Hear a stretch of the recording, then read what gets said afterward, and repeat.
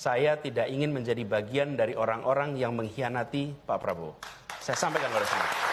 Begitu Pilpres selesai, saya bertemu dengan Pak Prabowo. Dan saya sampaikan kepada Pak Prabowo, saya sampaikan pertama, mission accomplished. Tugas yang dititipkan kepada saya untuk di Jakarta dari PKS, dari Gerindra, telah saya laksanakan dan alhamdulillah mission accomplished. That's report number 1. Laporan nomor kedua, Pak Prabowo, I will not intercept on your candidacy. Saya tidak akan memotong proses pencalonan Pak Prabowo dan proses kampanye Pak Prabowo. Dan komitmen itu saya pegang. Saya memiliki komitmen dengan Pak Prabowo. Tidak ada yang tahu kecuali saya dan Pak Prabowo. Tidak ada yang tahu.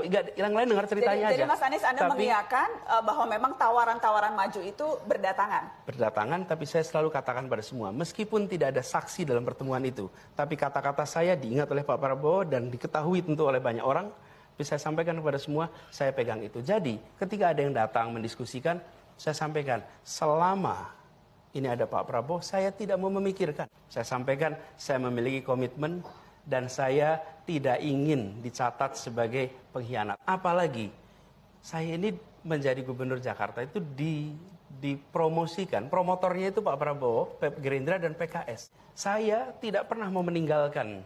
Kalau kita sudah bersama, saya tidak akan tinggalkan. Okay. Dan inilah prinsip yang saya pegang. Jadi Mas Anies, ketika itu syaratnya, kalau Pak Prabowo masih jadi calon presiden, Anies Baswedan tidak akan maju. Tapi kalau Pak Prabowo tidak nyapres, mungkin saja lain. Dan saya tahu persis bahwa Pak Prabowo memang akan menjadi calon presiden.